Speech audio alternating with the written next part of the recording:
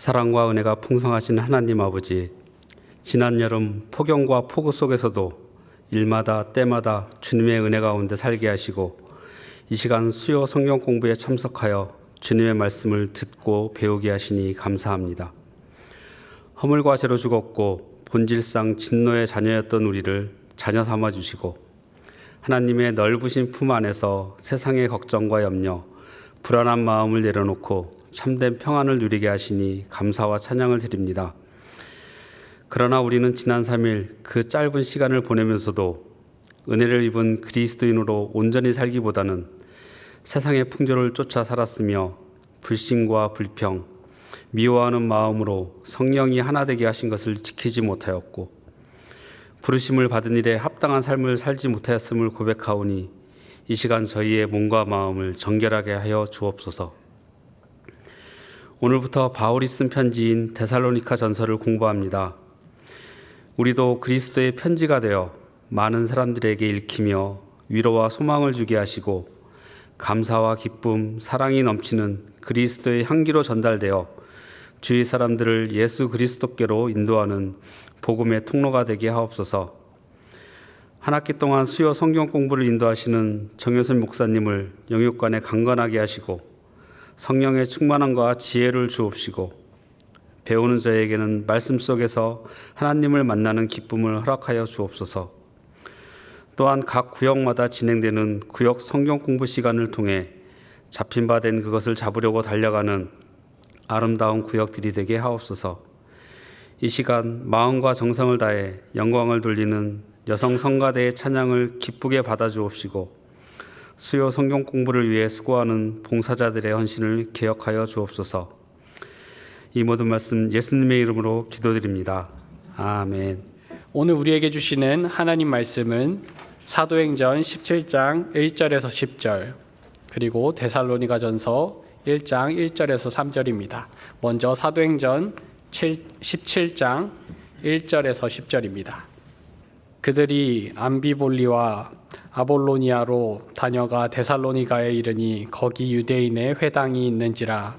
바울이 자기의 관례대로 그들에게로 들어가서 새 안식일에 성경을 가지고 강론하며 뜻을 풀어 그리스도가 해를 받고 죽은 자 가운데서 다시 살아나야 할 것을 증언하고 이르되 내가 너희에게 전하는 이 예수가 곧 그리스도라 하니 그 중에 어떤 사람 곧 경건한 헬라인의 큰 무리와 적지 않은 귀부인도 권함을 받고 바울과 실라를 따르나 그러나 유대인들은 시기하여 저자의 어떤 불량한 사람들을 데리고 때를 지어 성을 소동하게 하여 야손의 집에 침입하여 그들을 백성에게 끌어내려고 찾았으나 발견하지 못하매 그들을 끌고 읍장들 앞에 가서 소리질러 이르되 천하를 어지럽게 하던 이 사람들이 야손이 그들을 맞아들였도다. 이 사람들이 다 가이사의 명을 거역하여 말하되 다른 인군 곧 예수라 하는 이가 있다 하더이다 하니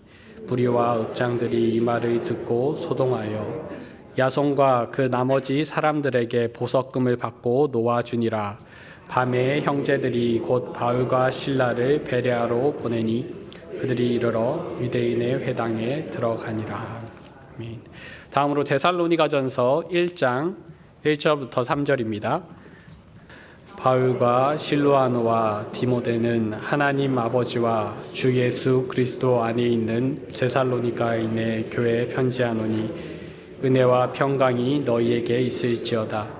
우리가 너희 모두로 말미암아 항상 하나님께 감사하며 기도할 때에 너희를 기억함은 너희의 믿음의 역사와 사랑의 수고와 우리 주 예수 그리스도에 대한 소망의 인내를 우리 하나님 아버지 앞에서 끊임없이 기억함이니.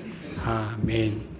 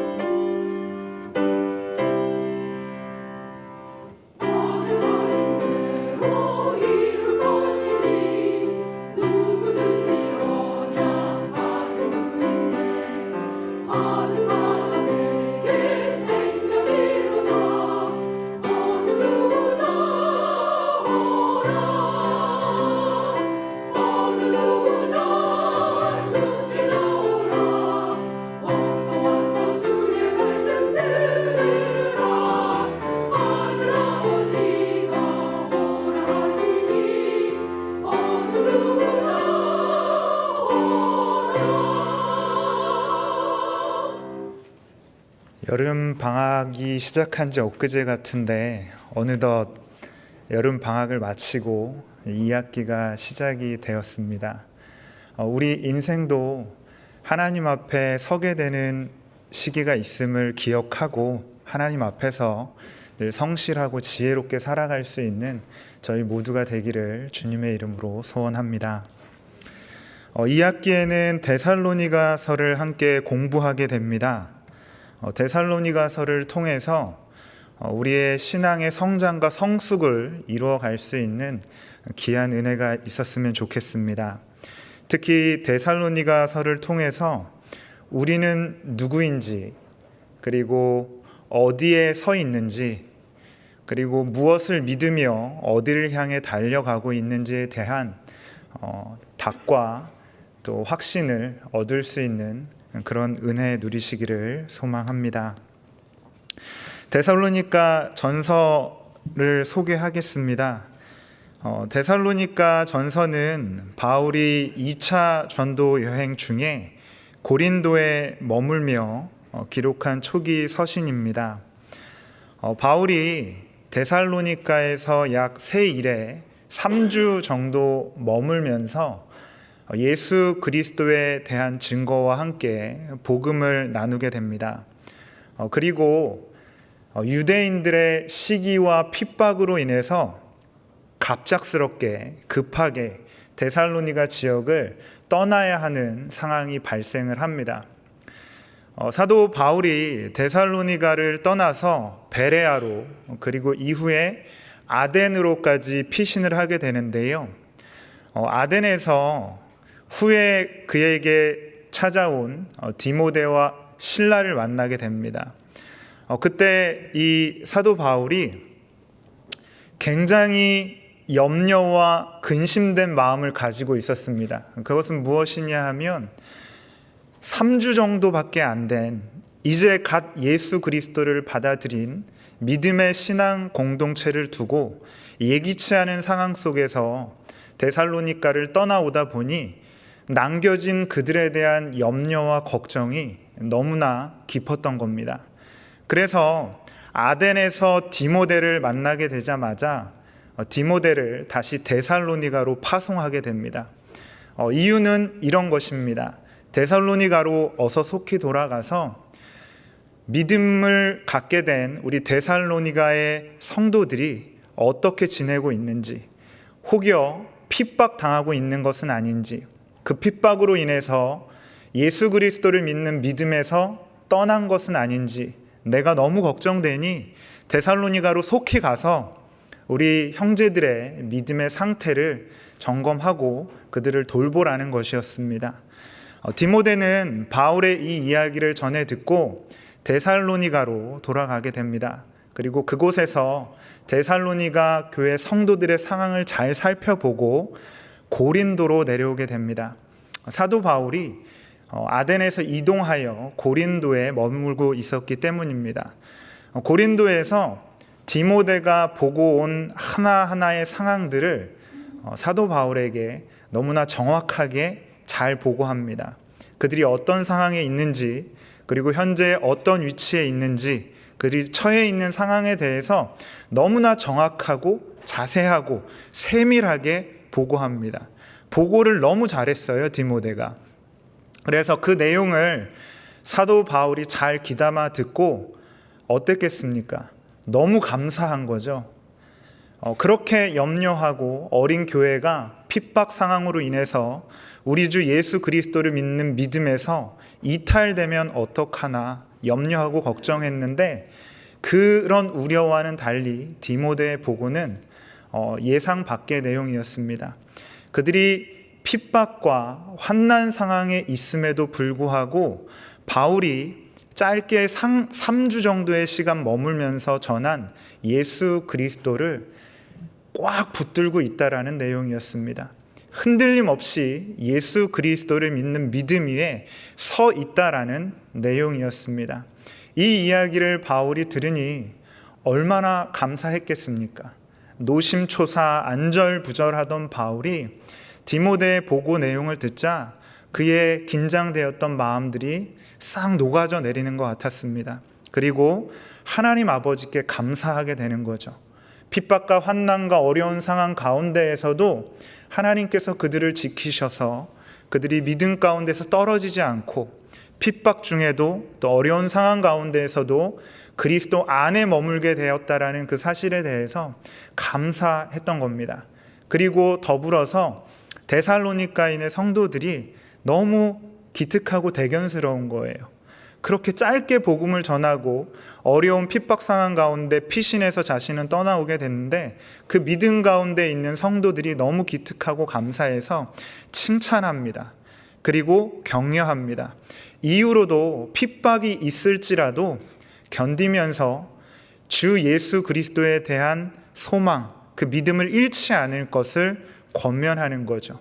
그리고 더불어서 디모데가 이야기했던 데살로니가 교인들의 여러 상황들이 있었습니다. 임박한 재림에 대한 오해 등으로 인해서 게으른 그런 삶의 모습들이 드러나게 되어져 있었는데 그런 부분조차도 디모데가 상황을 정확하게 확인하고 바울에게로 와서 보고를 했던 것이죠. 그 내용들을 기반으로 해서 사도 바울이 데살로니가 교회를 향하여 편지를 쓰게 됩니다. 그것이 바로 우리가 2학기 동안 9주에 걸쳐서 함께 나누게 될 데살로니가서에 대한 기본적인 이해입니다. 그래서 교환 A번의 내용들이 그런 내용인데요. 그것을 보시면 이렇습니다. 교회가 믿음과 사랑 안에 굳건하게 서 있을 수 있도록 권면하는 내용입니다. 그리고 타락한 도시, 어둠 가운데 있는 데살로니가 속에서 빛으로서 그리스도의 복음을 증거하면서 복음을 살아내며 신앙의 본을 보이고 재림 소망을 갖고 하나님 나라를 세워가는 공동체가 되기를, 교회가 되기를 소망하는 내용을 디모데를 통해서 다시금 데살로니가 교회로 보내게 되는 내용입니다. 저희가 데살로니가에 대한 이해를 좀 풍성히 하면 데살로니가 전서와 후서를 더 깊이 있게 이해할 수 있습니다. 제가 데살로니가에 대한 상황에 대해서 조금 더 나누려고 합니다. 데살로니가 도시의 당시 상황입니다. 데살로니가는요, 마게도냐 북부의 중심 항구 도시였습니다. 아마 그 자료로 제가 5페이지에 드린 지도가 있습니다. 지도에 보시면 에게해 지역 왼쪽 면에 보시면 마게도냐가 있고요. 거기에 이제 해안가의 중심 항구 도시가 바로 이 데살로니가 지역이었습니다. 여느 지역과 마찬가지로 항구에 위치해 있다라는 건 교통과 교류가 굉장히 많다라는 걸 의미합니다. 그러다 보면 타지에 여러 사람들이 들어오게 되고 잠시 정박한 그곳에서 여러 가지 문란한 성적인 문제들이 발생하게 됩니다. 아마 고린도가 이 당시에 가장 퇴폐한, 성적으로 타락한 도시였던 것으로 추정이 됩니다. 그런데 이 데살로니가 지역 역시 그에 버금가는 성적인 문란과 타락이 있던 도시로 확인이 됩니다. 데살로니가 도시는 바로 이러한 위치에 있던 곳이었습니다. 그리고 에그나티아 가도라고 하는데요. 저는 아직 터키 쪽으로 성지 순례를 가보지는 않았습니다. 아마 다녀오신 분들 많이 계실 텐데요. 아마 에그나티아 가도라는 것이 굉장히 유명하다라고 합니다. 동쪽과 서쪽을 잇는 로마 시대에 지금의 알바니아 두러스 지역입니다. 그리고 튀르키예 이스탄불 지역을 연결하는 도로였습니다. 동쪽과 서쪽을 연결해주는 도로였고요. 그러다 보니까 동서교통의 중심지였습니다. 그리고 당시에 로마의 대군도 이 에그나티아 가도를 통해서 이동했다고 합니다. 단지 그냥 길이 아니라 문화와 사상이 연결되어지는 그러한 통로였습니다. 그런데 놀라운 것은 하나님께서는 이 에그나티아 가도를 단지 그런 길로만 사용되도록 하신 것이 아니라 복음이 확산되는 귀한 통로로 사용하셨습니다. 저희가 데살로니가 전서를 계속 살펴보다 보면 확인할 수 있겠지만 마게도니아와 아가야 전 지역에 데살로니가 교회에 본이 되는 모습들이 증거되어졌다라고 합니다. 그것은 단순히 소문에서 입에서 입으로 소문으로 퍼져나간 것이 아니라 이 에그나티아 가도를 통해서 사람들의 교류와 이동이 잦았기 때문에 빠르게 이 데살로니가 교회에 모범된 소식들이 증거되어졌다라는 것을 확인할 수 있습니다. 그리고 데살로니가 지역은요, 로마에 충성하던 자유도시였습니다. 이 자유도시는 로마에서 친히 부여한 명칭이었는데요, 자유도시가 되게 되면 자치적으로 행정을 할 수 있었습니다. 그래서 여기는 아마 총독이 있지 않았던 것으로 그렇게 여겨집니다. 그리고 세금도 자율적으로 도시 내에서 사용할 수 있었습니다. 그리고 역시 로마의 군대 주둔도 없었습니다. 이것은 어떻게 다시 이야기해 보면 데살로니가가 로마에 굉장히 충성된 도시였다라는 것을 확인해 볼 수 있는 거죠. 그리고 이 데살로니가는요, 황제를 굉장히 숭배하는 도시였습니다. 자유도시라는 칭호를 얻을 정도 되면 황제에게 어떻게 처신했는지 우리가 추측해 볼 수 있을 것 같습니다. 황제를 숭배했고요. 퀴리오스, 저희가 예수 그리스도를 우리의 주님으로 모시고 있습니다. 그러나 데살로니가에서는 퀴리오스, 황제가 주님입니다. 주님이라는 의미에는 너무나 많은 것들이 내포되어져 있습니다. 황제가 모든 사람들의 삶에 있어서 가장 우선순위에 자리 잡고 있다라는 겁니다. 그를 통해서 부와 명예, 그리고 여러 가지 자유스러운 삶을 영위할 수 있다라는 의미이기도 합니다.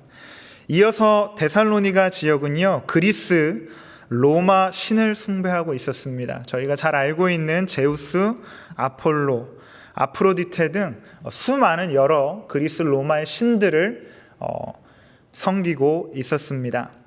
그리고 이들이 살고 있었던 주택에 대한 구조도 한번 이해해 보면 도움이 많이 됩니다.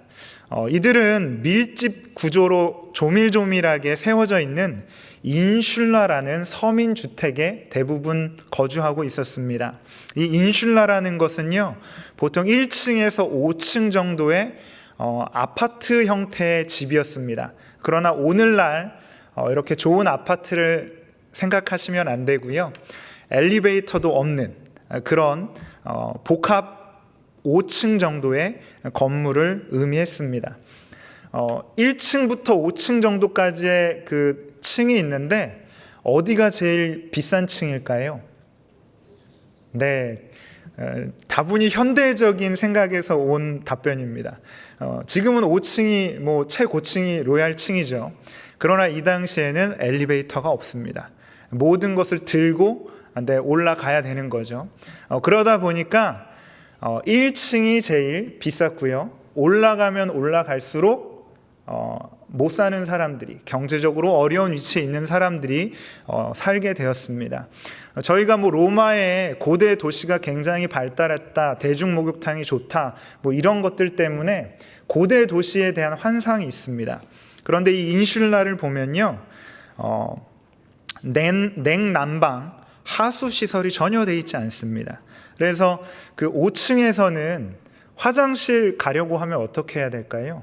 마땅히 없습니다. 그래서 우리나라 표현으로 얘기하면 요강 같은 게 있는 거예요. 요강 같은 거에다가 이제 대소변을 보고 심지어는 창밖으로 던지기도 했답니다. 네. 그래서 지나가는 사람들이 대소변을 맞는 상황도 있었고, 그래서 이런 것들이 그 당시에 법조문이나 판결에도 나와 있는 것들을 보게 됩니다. 근데 별일이 아니었던 것으로 그런 상황들이 넘어가게 되는 거죠.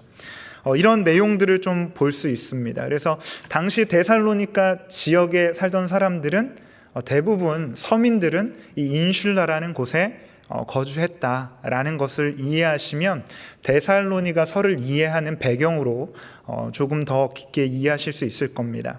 그리고 전염병이 굉장히 많이 돌았습니다. 앞에서 밀집구조라고 말씀을 드렸는데요. 이 밀집구조 때문에 전염병도 너무 빠르게 전염이 됐어요. 그런 상황이었고 높은 사망률이 있었습니다. 그로 인해서 인구 공백도 너무 많았던 거죠. 그러다 보니까 도시의 인구를 계속해서 메꿔 넣어야 되는 거예요. 이런 상황이다 보니까 외부에서 인구를 많이 유입하는 상황들도 있었습니다. 어떻게 될까요? 그러면 외부에서 모르는 사람들이 우리 도시 속으로 들어온다. 그러면 굉장히 사회적으로 여러 가지 불안 요소들이 높아지는 것을 의미하게 되는 겁니다. 이처럼 데살로니가 지역은 우리가 생각하는 것처럼 안전이 보장되거나 치안이 완벽하거나 그런 도시가 아니었다라는 거죠. 그리고 더 나아가서는 개인의 생존 문제도 무시할 수 없었습니다. 오늘날 21세기를 살아가는 저희들도요, 이 생존 문제 앞에서 여전히 자유로울 수 없습니다. 안전에 대한 문제, 먹고 사는 경제에 대한 문제, 그리고 건강에 대한 문제, 그리고 자녀, 우리 마음대로 되지 않죠. 그리고 관계도 쉽지 않죠. 그 당시에도 마찬가지였을 겁니다. 이런 상황 안에서, 이런 열악한 도시 안에서 또 개인의 복잡한 여러 가지 상황들이 얽혀져 있는 그런 도시가 바로 데살로니가 지역이었다라는 것입니다. 2번으로 넘어가겠습니다. 데살로니가 전서에 몇 가지 특징이 있는데요. 첫 번째는 박해 속에서도 믿음에 굳게 선 교회에 대한 감사와 격려가 있었습니다. 데살로니가에서 사도 바울이 떠나와야만 했던 이유가 무엇이죠? 오늘 사도행전 17장 속에 기록되어져 있는데요. 유대인들의 핍박 때문이었습니다. 천하를 어지럽게 하는 이들, 예수를 임금이라고 부르는 이들, 사회 질서를 어지럽히는 존재로 여겨지는 거죠. 그런 상황 속에서도 사도 바울은 예수가 그리스도다, 예수가 하나님의 아들이다, 예수가 메시아다라는 이 놀라운 복음을 증거했고, 데살로니가 지역에 있는 성도들이 이 사실을 받아들였습니다. 박해 속에서도, 핍박 속에서도 믿음에 굳게 선 이러한 교회에 감사와 격려를 보내고 있다라는 거죠. 바울은 흔들리지 않고 흔들릴 법하지 않겠습니까? 잠시 떠돌이 어떤 존재가 3주 정도 머물면서 복음을 증거하고 갔는데 너무 힘든 거예요. 황제를 주로 섬겼는데 이제는 황제가 아니라 예수를 우리의 주로 섬겨야 합니다. 그리고 이전에는 그리스 로마의 다양한 신들을 섬겼었는데요. 이제는 그리스 로마의 신들, 우리 입장에서는 우상이지만 그 신들을 섬기는 것에서 돌이켜야 합니다. 그러다 보면 사회관계 안에서, 가족 공동체 안에서 얼마나 많은 핍박과 어려움들이 있었겠습니까? 우리도 조선시대 구한 말에 이 땅에 그리스도의 복음이 들어오고 많은 분들이 복음을 받아들일 때 가장 많은 핍박을 받았던 곳이 가정이기도 합니다. 그런데 데살로니가의 상황도 별반 다름이 없었을 것이라는 거죠. 그러한 상황 가운데에서도 예수가 그리스도다라는 이 믿음 위에 굳건하게 서 있었던 겁니다. 그러니 감사할 수밖에 없는 거죠. 사도 바울이 이들을 보며 감사하는 겁니다. 사실 우리가 구역장 또 권찰로 구역을 섬기고 있습니다.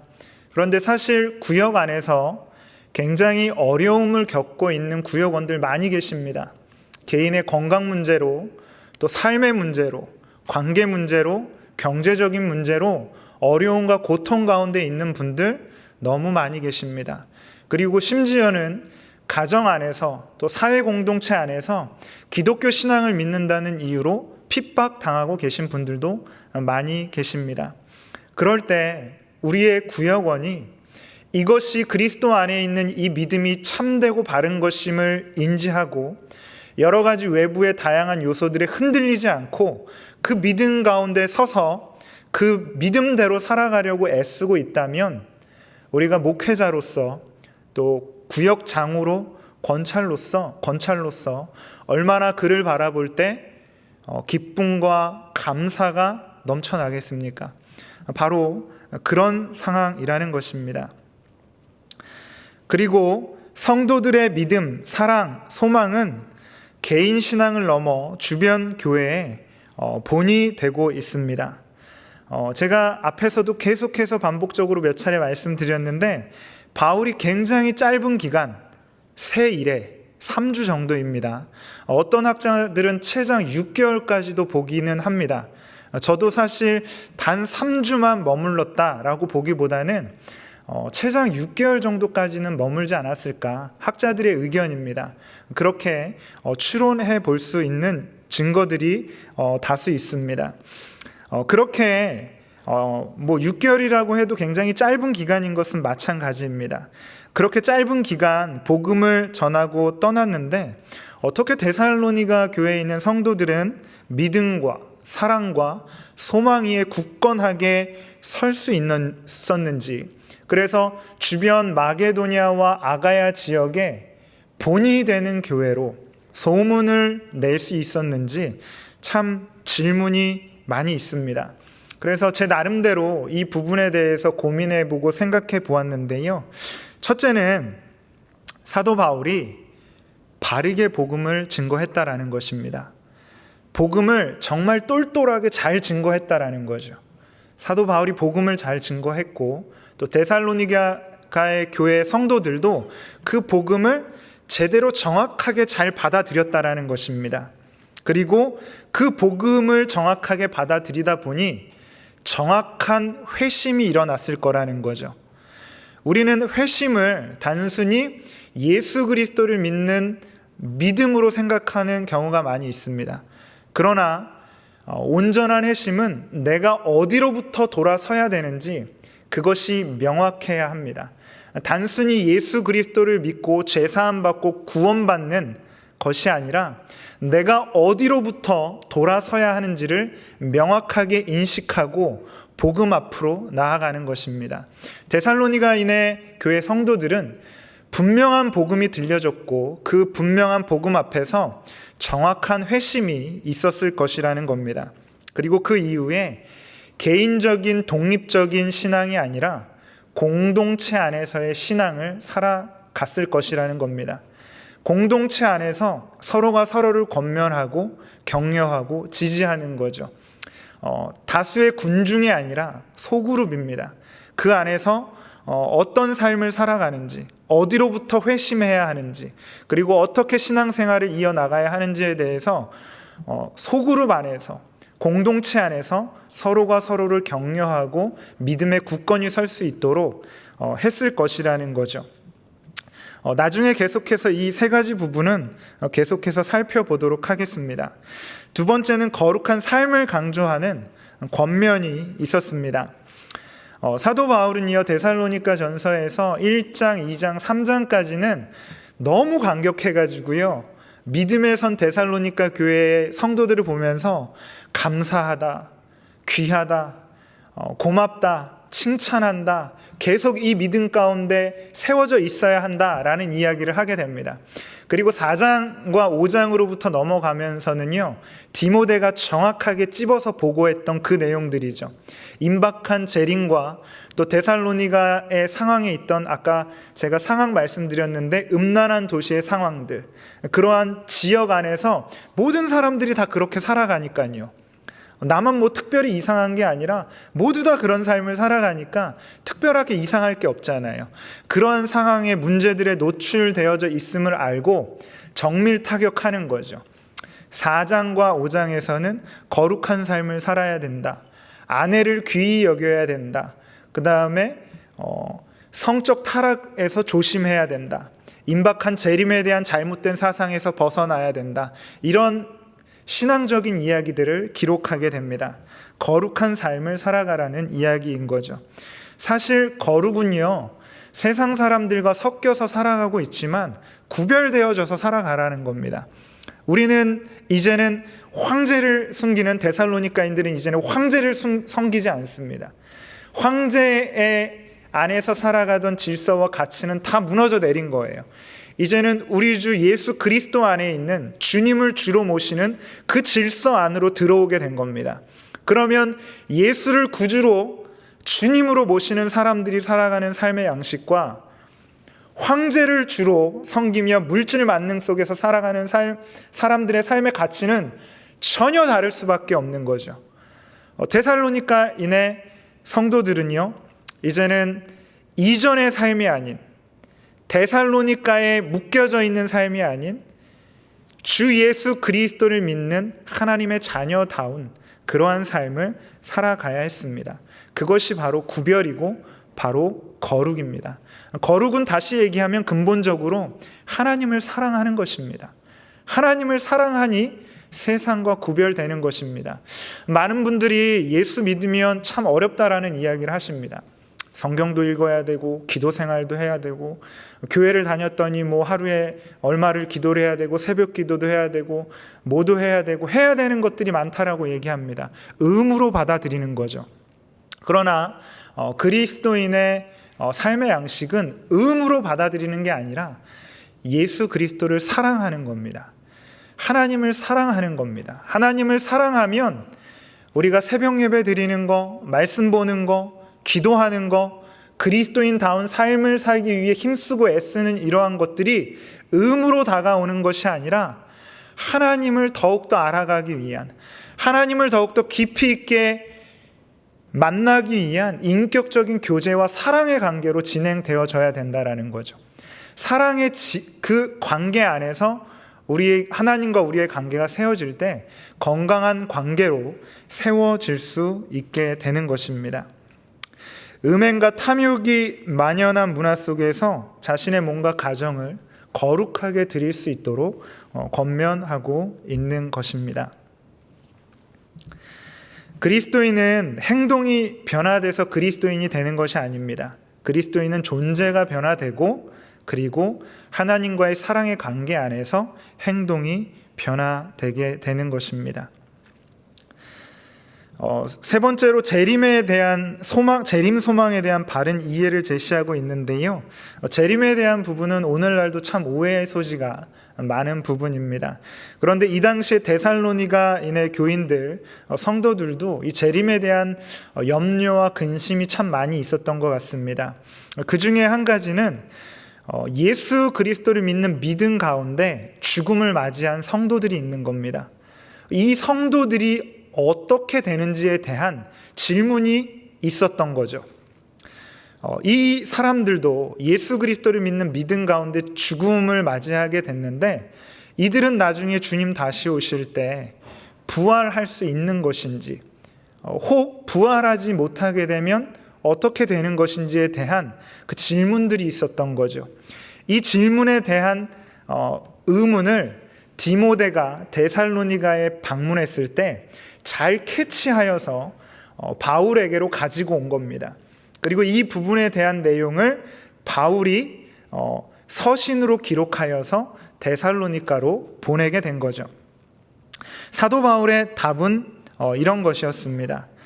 예수 그리스도를 믿는 믿음 안에서 죽은 자들은 죽은 것이 아니고 잠든 것이고 그들도 우리 주 예수 그리스도께서 이 땅에 재림하실 때 함께 부활하게 될 것이다. 그러니 산자나 죽은 자나 모두 주 예수 그리스도의 부활과 재림 안에 동참하게 된다라는 내용이었습니다. 그리고 이어지는 주의 날은요, 어둠의 날이 아니라 빛의 자녀에게는 소망의 날임을 강조하고 있습니다. 주의 날, 구약에서는 심판으로 묘사되고 있습니다. 그러나 하나님을 알지 못하는 어둠 가운데 있는 자들에게는 이것이 심판의 날이지만 우리 주 예수 그리스도 안에 있는 빛 가운데 있는 자들에게는 구원과 하나님의 영광 가운데 들어갈 수 있는 날이었던 것이죠. 주의 날은 다시 말씀드리면 어둠의 날이 아니라 빛의 자녀에게는 소망의 날이라는 것을 강조하고 있습니다. 그러면서 깨어 있으라, 정신을 차릴지어다 라고 권면하고 있는 거죠. 사실 재림신앙, 예수님이 곧 오신다 하면 그럼 뭐 이 땅에서 일하고 이런 것들이 뭐 필요 있나, 그냥 주님 오시는 거 기다리고 그렇게 살면 되는 거 아닌가, 이런 오해들이 발생하게 되었습니다. 그래서 게으름의 문제, 나태함의 문제, 사도 바울이 일하지 않으면 먹지도 말라라는 강력한 어투로 발언하기도 하게 되는 거죠. 잘못된 재림에 대한 인식 때문입니다. 재림에 대해 바르게 인식하는 사람은요, 오히려 하나님의 재림, 그 예수 그리스도의 강림하심 앞에서 이 땅에서 하나님 앞에서 더욱더 바르고 경건한 삶을 살아가기 위해서 힘쓰고 애쓰게 되는 것입니다. 하나님 앞에서 책임 있는 삶을 살아가게 되는 것이죠. 3번으로 넘어가겠습니다. 사도행전 17장 1절에서 10절의 내용인데요. 저도 정환조 목사님을 따라 한자로까지는 표현하지 못했지만 데살로니가에 도착한 복음이라는 주제로 한번 묶어보았습니다. 사도행전 17장 1절에서 10절의 내용을 굳이 기록한 내용은요, 사도행전의 전도 여행의 흐름을 따라서 사도 바울의 서신서들이 기록되어져 있기 때문입니다. 그 중에 특별히 사도행전 17장의 내용을 기반으로 데살로니가 전서와 후서의 서신서가 기록되어져 있는 거죠. 만약에 성경을 쓰여진 순서대로 한번 끼워보면 어떨까라는 질문을 한다면 사도행전 17장 뒷부분에 데살로니가 전후서를 갖다 끼워 놓으면 읽어내는데 그 이해하는 흐름에 있어서 정확하게 이어질 수 있다라고 생각을 합니다. 그런 지점에서 사도행전 17장 1절과 10절을 이 이해를 가지고 데살로니가 전후서를 이해하려고 이렇게 좀 배치를 해보았습니다. 바울은 데살로니가에 도착해서 회당으로 가게 됩니다. 그리고 무엇을 증언합니까? 사도행전 17장 3절 함께 읽어보도록 하겠습니다. 시작. 뜻을 풀어 그리스도가 해를 받고 죽은 자 가운데서 다시 살아나야 할 것을 증언하고 이르시되 내가 너희에게 전하는 이 예수가 곧 그리스도라 하니. 예수가 곧 그리스도다라는 것입니다. 사도 바울은요, 가는 곳마다 이상하리만큼 회당으로 찾아갑니다. 유대인들이 모여있는 회당이죠. 안 갈 법도 한데 꼭 갑니다.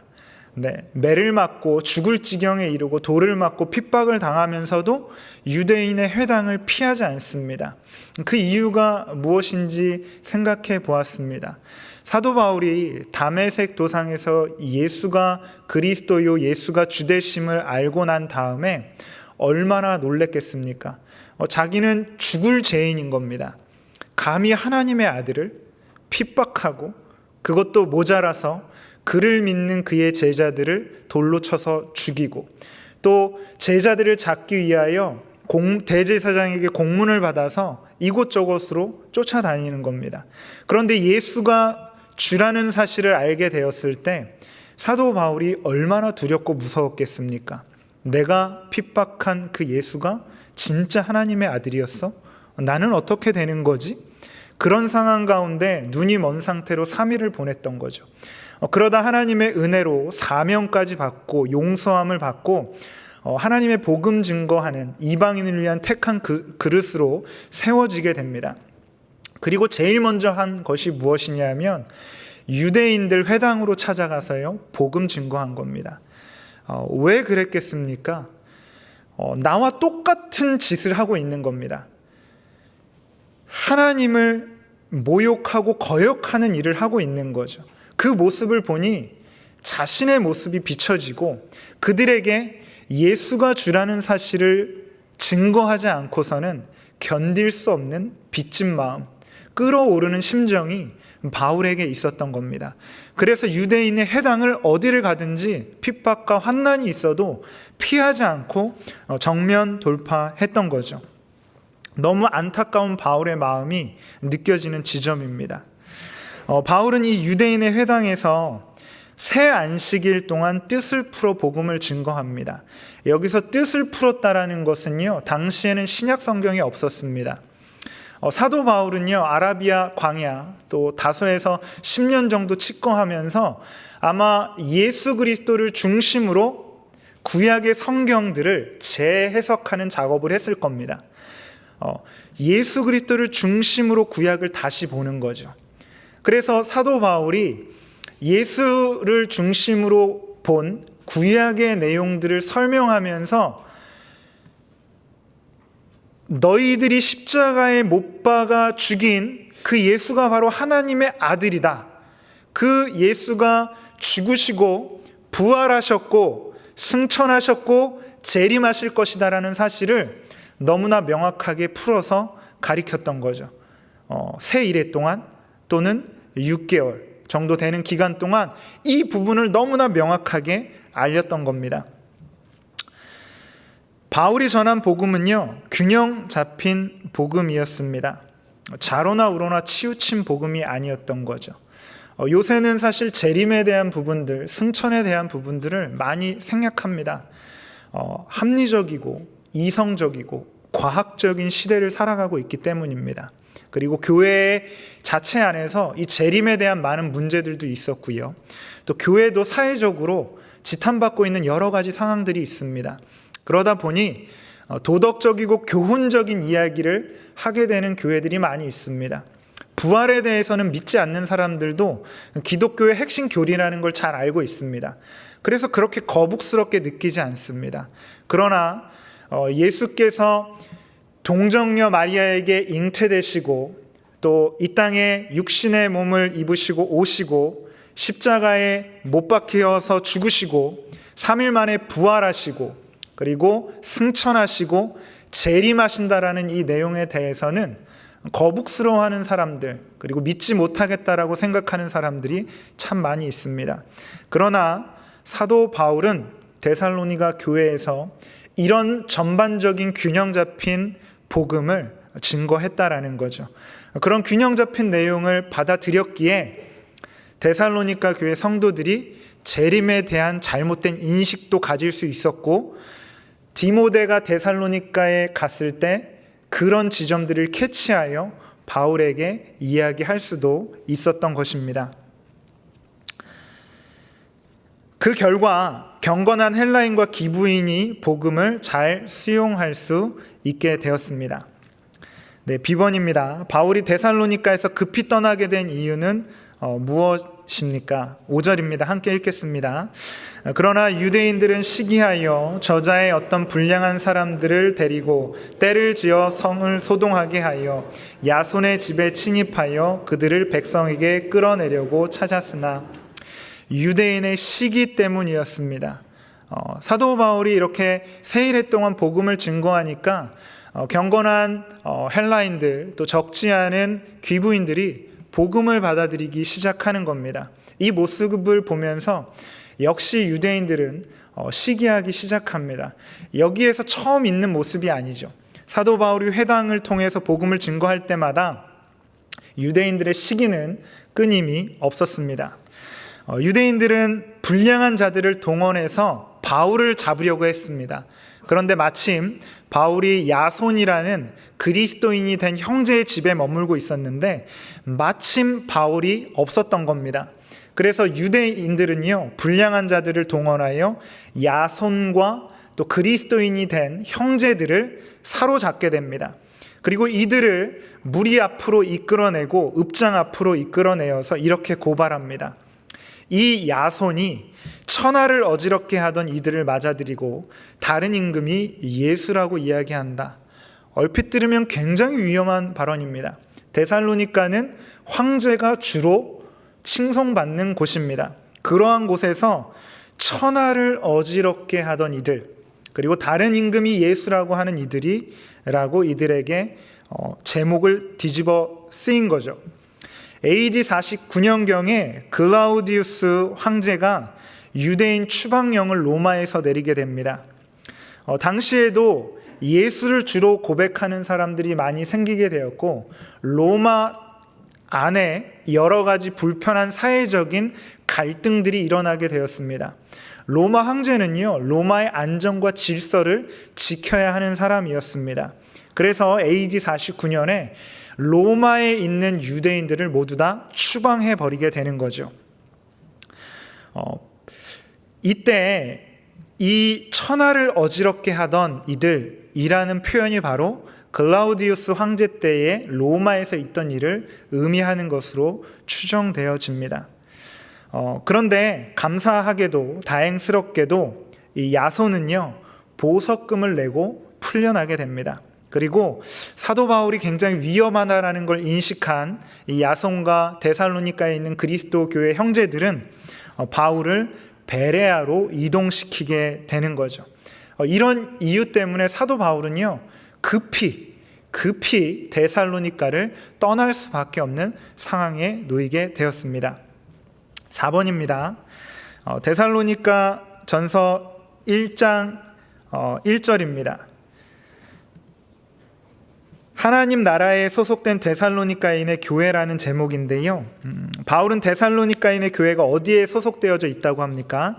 우리 데살로니가 전서 1장 1절 함께 읽겠습니다. 1절입니다. 바울과 실루아노와 디모데는 하나님 아버지와 주 예수 그리스도 안에 있는 데살로니가인의 교회에 편지하노니 은혜와 평강이 너희에게 있을지어다. 하나님 아버지와 주 예수 그리스도입니다. 데살로니가인의 교회는 하나님 아버지와 주 예수 그리스도 안에 소속되어져 있는 거죠. 박해 속에 있는 교회에 하나님 아버지라고 표현한 것은 그럴 이유가 있습니다. 전능하신 하나님, 위대하신 하나님, 능치 못함이 없는 하나님, 하나님을 수식할 수 있는 표현은 굉장히 많이 있거든요. 그런데 바울은 여기서 굳이 하나님 아버지라고 표현합니다. 다분히 의도가 있는 거죠, 바울에게는. 그 이유는 역시 데살로니가인의 교회가 처해 있는 상황 때문입니다. 바울은 급하게 피신해서 베레아로 이동했고, 그곳에 야손은 유대인들에 의하여 로마인들 읍장 앞에까지 끌려갔던 긴급한 상황을 보내게 됐습니다.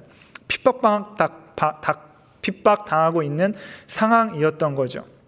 이 상황에서 아버지라고 표현한 이 표현은 하나님 아버지께서 사랑과 보호와 공급을 베푸시는 분이라는 것을 강조하고 싶었던 겁니다. 아버지와의 관계가 얼마나 귀한 관계입니까? 하나님은 옆집 아저씨가 아니라 능력 많으신 저기 멀리 있는 신이 아니라 데살로니가인의 교회 당신들의 아버지가 되시는 분입니다 라는 표현입니다. 그 아버지께서 핍박과 환난과 여러 가지 궁핍한 상황 속에서도 우리 데살로니가인의 성도들을 지키십니다 라는 의미인 거죠. 우리가 이 땅에 살아가면서 어렵고 힘든 일들 참 많이 있습니다. 그러나 우리는 하나님을 아버지라고 부르는 존재입니다. 하나님이 베푸시는 돌봄, 보호와 공급하심을 누리면서 살아가는 존재가 바로 우리들인 거죠.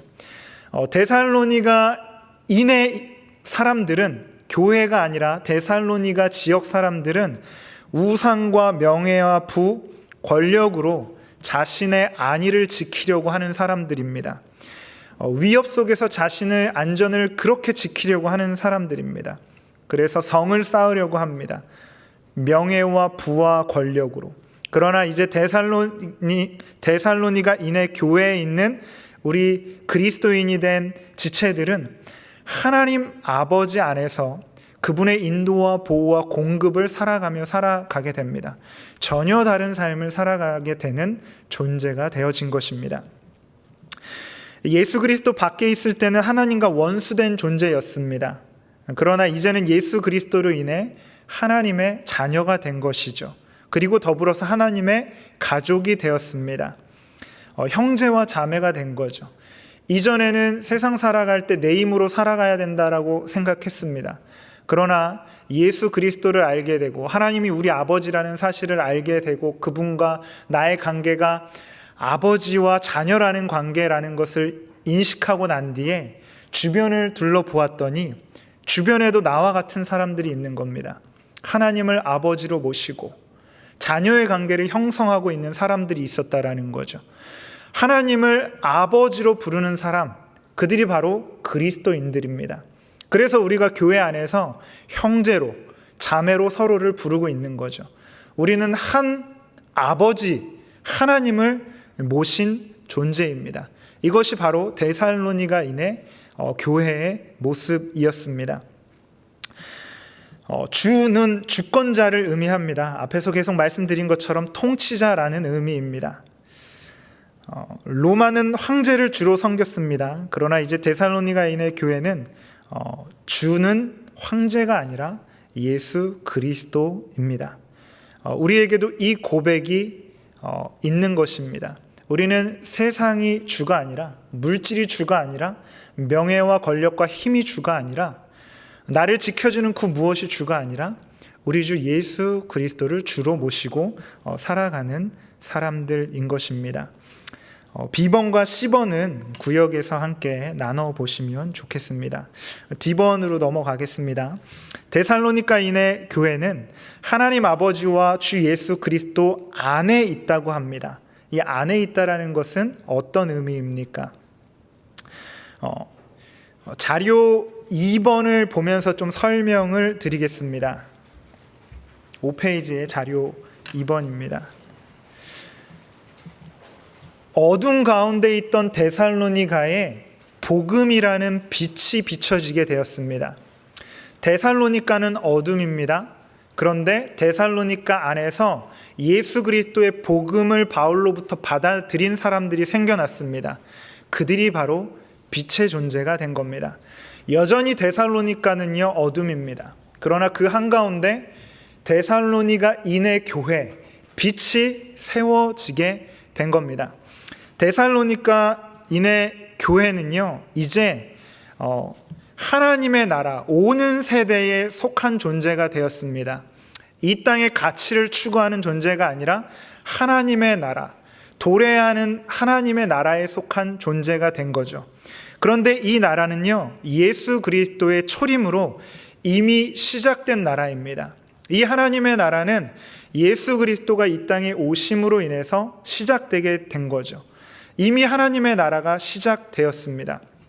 그리고 이 나라는 예수 그리스도의 재림으로 완성되어지게 됩니다. 그런데 예수 그리스도는 아직 재림하지 않으셨습니다. 그러니 우리는 그림표에 보이는 예수님의 초림을 나타내는 화살표, 아래로 내려온 화살표 십자가 표시, 그것과 그 오는 세대와 이 세대의 중간에 위치한 삶을 살아가고 있는 거죠.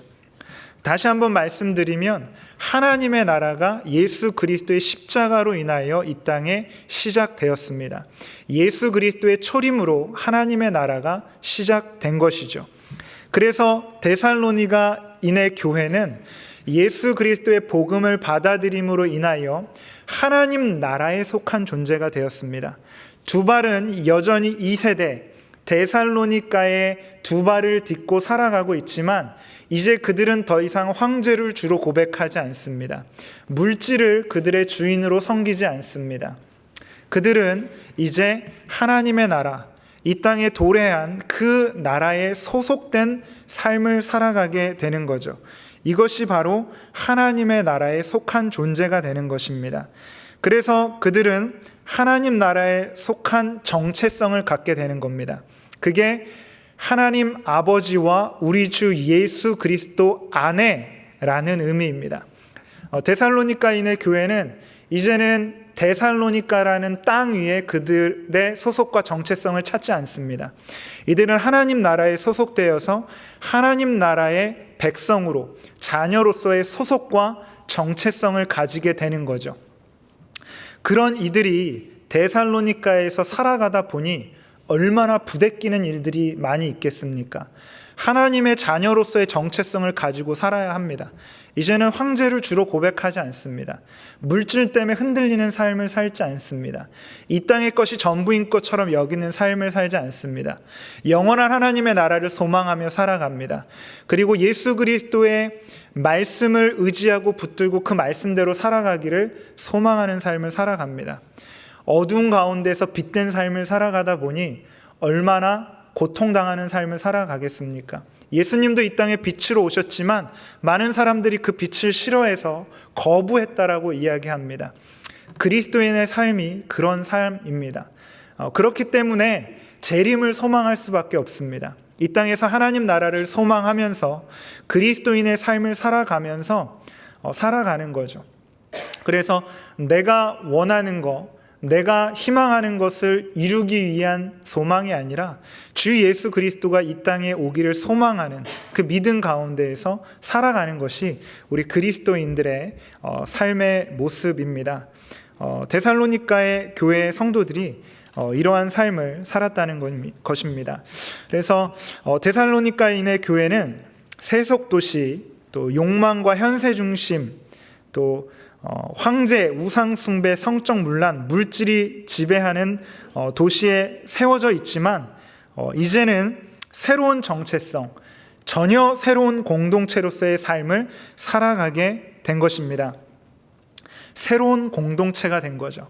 그저 그런 공동체, 예전에 있었던 공동체가 아니라 데살로니가에서는 이전에는 전혀 찾아볼 수 없었던 그런 가치를 지닌 하나님 나라를 살아가는 그런 공동체가 된 것입니다.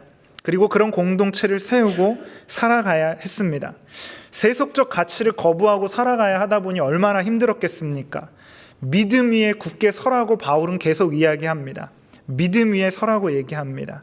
이 믿음이 무엇입니까? 바로 복음입니다. 우리가 믿는 믿음이 무엇입니까? 이 믿음이 선명해지면 선명해질수록 우리는 믿음 위에 굳게 서서 살아갈 수 있게 되는 것입니다. 세속적 문화로 가득한 이 서울 한복판에 우리 100주년 기념교회가 세워졌습니다. 데살로니가인의 교회와 같이 세속적 가치를 거부하고 믿음 위에 굳게 서서 하나님의 나라를 이루며 세워가는 귀한 전혀 새로운 공동체로 세워질 수 있는 그런 은혜의 교회가 되기를 소망합니다. 네, 이번도 구역에서 함께 F번과 나눠보시면 좋겠습니다. 제가 은혜와 평강 이 부분을 조금 교환해서는 누락을 했는데요. 좀 이 부분을 짧게 나누고 싶습니다. 은혜가 무엇입니까? 우리는 하나님과 원수되었고 죽었던 존재입니다. 그런데 예수 그리스도의 놀라운 사랑으로 인해서 다시 새 생명을 얻은 존재인 거죠. 인간은 육신의 죽음을 맞이해야 합니다. 그리고 또 영원한 하나님과의 단절, 죽음을 맞이해야 하는 존재였습니다. 그러나 하나님께서 예수 그리스도를 통해서 우리와 화목해 하셨습니다. 이 은혜가 너무 귀한 거죠. 그리고 평강은 무엇이냐 하면 그냥 우리의 삶 속에 갈등이 없는 상황, 어려움이 없는 상황을 의미하는 것이 아니라 하나님과의 회복된 관계 안에서 잠깐만 생각해 보시면 너무나 끔찍합니다. 하나님과 원수됐다? 너무나 끔찍하죠. 만약 우리가 트럼프 대통령과 원수됐다? 너무나 끔찍한 일일 겁니다. 그런데 비교할 수조차 없는 하나님과 원수됐다? 잠시만 생각해 봐도 너무나 아찔합니다. 너무나 아찔한 일이에요. 그런데 예수 그리스도의 은혜로 인하여서 그 하나님과 화목하게 되었습니다. 하나님을 아버지라 부를 수 있게 되었습니다. 이 은혜가 너무 귀한 거죠. 이 은혜 안에서 누릴 수 있는 갈등이 없는 상태, 하나님과의 관계가 회복된 상태, 그것이 바로 평강입니다. 우리 교우님들 평강하십니까? 세상 살기 많이 어렵습니다. 그러니까 사도 바울은 계속 이 이야기를 하는 겁니다. 너무나 획기적인 상황에서, 믿음으로 전향한 상황에서 데살로니가에서 사는 거 너무 힘들지, 믿음 위에 서서 살아간다라는 거 너무 고되지, 은혜를 기억해. 어떤 존재였는지 기억하고 어떤 은혜를 받은 존재인지 기억해 라는 이야기를 하는 거예요. 그리고 하나님과 어떤 관계를 누리고 있는지, 그 관계가 평강이라는 것을 기억하라는 이야기를 하고 있는 겁니다. 은혜와 평강이 너희에게 있을지어다 라는 이야기를 하는 거죠. 저도 사는 게 힘듭니다. 사는 게 쉽지 않아요. 그래서 저도 함께 이 수요 성경 공부를 준비하면서 은혜와 평강에 대해서 너무 많이 묵상했습니다.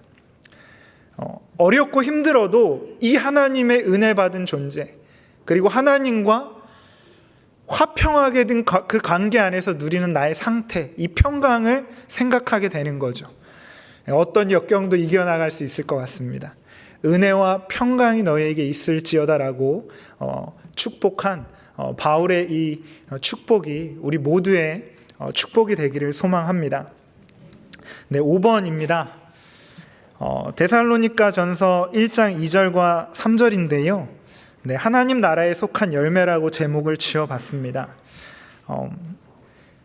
바울은 누구에게 감사하고 누구를 위해 기도합니까? 네, 2절과 3절 함께 읽어보겠습니다. 시작. 우리가 너희 모두로 말미암아 항상 하나님께 감사하며 기도할 때에 너희를 기억함은 너희 믿음의 역사와 사랑의 수고와 우리 주 예수 그리스도에 대한 소망의 인내를 우리 하나님 아버지 앞에서 끊임없이 기억함이니. 네, 하나님과 데살로니가 교회 때문에 감사하고 이들을 위해 기도한 겁니다. 앞에서 계속 말씀드렸다시피 박해 중에도 믿음 위에 굳게 섰던 이 데살로니가 교회를 에 대한 감사를 하나님께 먼저 드리고 있다라는 거죠. 굉장히 주목해 볼 만한 부분입니다. 감사에 대한 기도를 하나님께 하고 있는 겁니다. 데살로니가인의 교회가 핍박과 어려운 상황 가운데 있는데 그들이 그러한 어려움과 고통의 상황 가운데에서도 흔들림 없이 믿음 위에 설 수 있었던 것은 하나님의 보호와 돌보심 때문이었다라는 사도 바울의 인식과 고백입니다. 그 고백 때문에 하나님 앞에 감사할 수 있었던 거죠. 사실 사도 바울이 비두니아로 소아시아 지역으로 복음 들고 가기를 소망했지만 예수의 영이 허락하지 않으셔서 드로아에서 마게도니아로 지중해 에게를 건너서 건너오게 됩니다. 그리고 하나님이 예비하신 그 은혜의 통로의 길을 따라서 빌립보와 데살로니가 교회까지 오게 되었던 거죠. 하나님께서 택하시고 예비하신 자들에게 주의 복음이 증거되어진 겁니다. 그러니 이 또한 하나님께서 그들을 굳게 잡으셨다라고 사도 바울은 인식했던 것입니다. 그러기에 하나님 앞에 감사하며 기도할 수 있었던 거죠. 그리고 바울은 데살로니가 교회를 기억하며 기도합니다. 바울은 마치 어머니가 아기를 품듯 그들을 마음에 품고 있었습니다. 교역자들은 교우님들을, 그리고 구역장 권찰님들은 구역원들을 바울의 고백과 같이 어머니가 자기의 자녀를 품듯이 마음에 품고 기도하고 사랑으로 돌볼 수 있었으면 좋겠습니다. 네, B번입니다. 데살로니가 교회에 나타난 믿음의 역사는 무엇입니까? 예, 믿음에서 비롯된 행동입니다. 데살로니가 교회에 세 가지 특징이 나타납니다. 사도 바울이 2절에서 항상 하나님께 감사하다라는 이런 고백을 했는데 바로 이 세 가지 특징 때문입니다. 믿음의 역사와 사랑의 수고와 우리 주 예수 그리스도 안에 있는 소망의 인내, 이 세 가지 열매 때문입니다.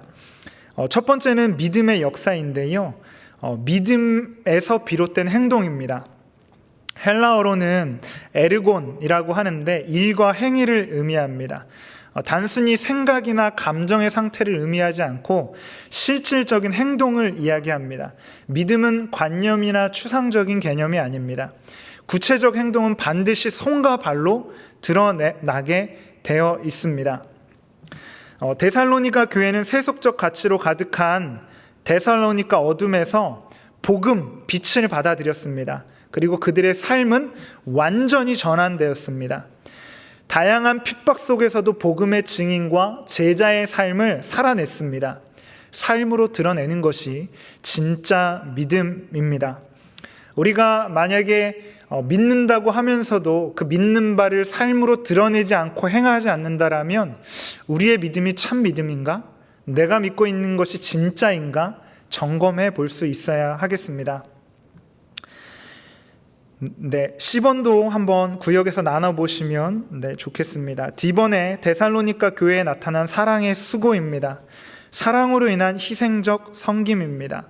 헬라어로 코포스는 고생과 땀을 의미하는데요, 고통을 수반하는 수고를 의미합니다. 말로만 사랑하는 것이 아니라 자신을 소모하는 구체적인 희생과 섬김과 나눔입니다. 데살로니가 교회는요, 핍박 중에도 성도가 성도를 서로 간에 돌보며 믿음에 굳게 설 수 있도록 지지하고 격려했습니다. 사실 우리 구역장 권찰님들도 수요일날 이렇게 늦은 시간까지 수요 성경 공부에 참석하시고, 또 놀러가지도 못하고 주일날 하루의 시간을 온전히 공부하고 준비하면서 구역원들과 보내야 하는데요, 또 챙기고 섬기는 일들이 만만치가 않습니다. 이러한 것들이 사랑의 수고입니다. 말로만 사랑한다라고 이야기하는 것이 아니라 내 시간과 물질과 여러 가지 상황들을 투자해서 사랑하는 것이죠. 그 사랑은 우리 주 예수 그리스도의 사랑에서 기반합니다. 내 열심과 노력과 내 의지가 아니라, 내 선행이 아니라 그리스도께서 우리를 사랑하셨기에 그 사랑의 빚진 자로서 그 사랑을 흘려보내는 것이죠. 구한말 조선에 오신 선교사님들도 마찬가지입니다.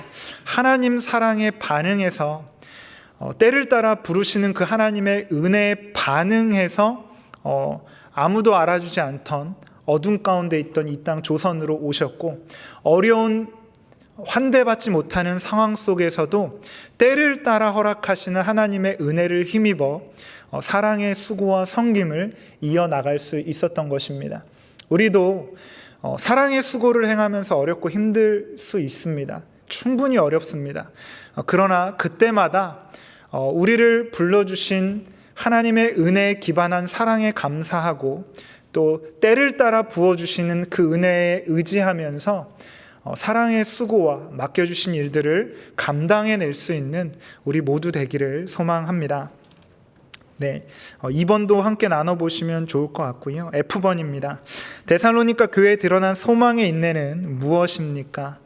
하나님 나라의 도래, 그리스도의 재림을 소망하며 견디는 인내입니다. 그리스도인의 소망은 희망사항이 이루어질 것에 대한 기대가 아닙니다. 깨지고 망가진 이 세상 가운데 예수 그리스도가 다시 오셔서 세상을 심판하시고 회복하실 것에 대한 소망입니다. 그래서 그리스도인의 인내는요, 참고 견디는 소극적인 행동이 아닙니다. 그리스도인으로서 경험하게 되는 다양한 핍박과 유혹에 맞서면서 적극적으로 예수님의 초림으로 이미 시작된 하나님의 나라를 이 땅에서 지금 우리가 세워나가는 것입니다. 빛된 존재로 살아나가는 것이죠. 그러기에 예수 그리스도의 재림이 있기에 인내하며 견뎌낼 수 있는 것입니다. 데살로니가 교회가 믿음을 끝까지 지켜낼 수 있었던 이유는 바로 이 재림에 대한 소망의 인내 때문이었습니다. 네, 지번도 한번 나눠보시면 좋겠습니다. 오늘 배운 것을 적용하여 정리해 보겠습니다. 주님께 잡힌바된 그것을 잡으려고 달려가는 사람은요, 새로운 정체성을 지닌 사람입니다. 아까 도표에서 보셨다시피 데살로니가라는 이 땅에 이 세대의 발을 딛고 살아가고 있지만, 우리는 이제 이 땅에 속한 존재가 아니라 오는 세대, 이미 하나님의 나라가 시작되었기에 시작된 하나님의 나라를 살아가는 존재입니다. 그래서 하나님 나라의 자녀다운 정체성을 가지고 살아가야 하는 거죠. 내가 어디에 소속되어져 있는지, 그 소속이 명확하면 명확할수록 그 소속된 사람으로서 어떤 삶을 살아가야 될지가 명확해지게 됩니다. 우리는 하나님 아버지와 주 예수 그리스도 안에 소속되어져 있는 하나님 백성으로서의 정체성을 지니고 살아가야 하는 사람입니다. 그 은혜를 기억하셨으면 좋겠습니다. 두 번째로는 주님께 잡힌바된 그것을 잡으려고 달려가는 사람은 하나님의 은혜와 평강 안에 살아가는 사람입니다. 하나님과 원수된 절망 가운데 있는 위치였으나 하나님의 은혜로 새 생명을 얻게 되었고 하나님과의 합평케 된 그 관계의 평강을 누리는 존재로 살아가게 된 것입니다. 세 번째로 주님께 잡힌 바 된 그것을 잡으려고 달려가는 사람은 믿음의 역사, 사랑의 수고, 소망의 인내를 실천하며 살아갑니다. 믿음은 지식을 넘어서 삶을 통해 변화와 순종을 나타냅니다. 머릿속에 갇혀진 지식이 아니라 삶으로 살아내는 믿음의 삶을 살아가는 우리 모두가 되기를 소망합니다. 우리 암송 구절 함께 보시겠습니다. 네, 데살로니가 전서 1장과 3절 말씀입니다. 함께 읽도록 하겠습니다. 너희의 믿음의 역사와 사랑의 수고와 우리 주 예수 그리스도에 대한 소망의 인내를 우리 하나님 아버지 앞에서 끊임없이 기억함이니. 아멘. 하나님 아버지, 박해 속에서도 믿음을 지킨 데살로니가 교회를 기억하며 오늘 우리도 믿음의 역사와 사랑의 수고, 소망의 인내로 살아가게 하옵소서. 우리가 하나님 아버지와 우리 주 예수 그리스도 안에 소속된 존재임을 기억하고 세속적 가치와 유혹 가운데에서도 거룩한 삶을 살아가게 하시고 하나님 나라 백성으로서 빛을 드러내는 삶이 되게 하여 주옵소서. 이 학기 구역 모임에 은혜를 허락하여 주시고 구역 모임을 통해 하나님을 더욱 가까이 하며 신앙의 성장과 성숙을 이루며 잡힌 바 된 그것을 잡으려고 달려가는 은총 누리게 하옵소서. 예수님의 이름으로 기도드리며 우리 주 예수 그리스도의 은혜와 하나님 아버지의 사랑과 성령님의 교통하심이 하나님 아버지와 우리 주 예수 그리스도 안에서 믿음의 역사와 사랑의 수고, 소망의 인내를 나타내는 삶을 살아가기를 소망하고 결단하는 주님의 사람들과 100주년 기념교회 위에 또한 구역 모임과 구역장, 권찰들 위해 지금으로부터 영원토록 함께 해주시기를 간절히 축원하옵나이다. 아멘.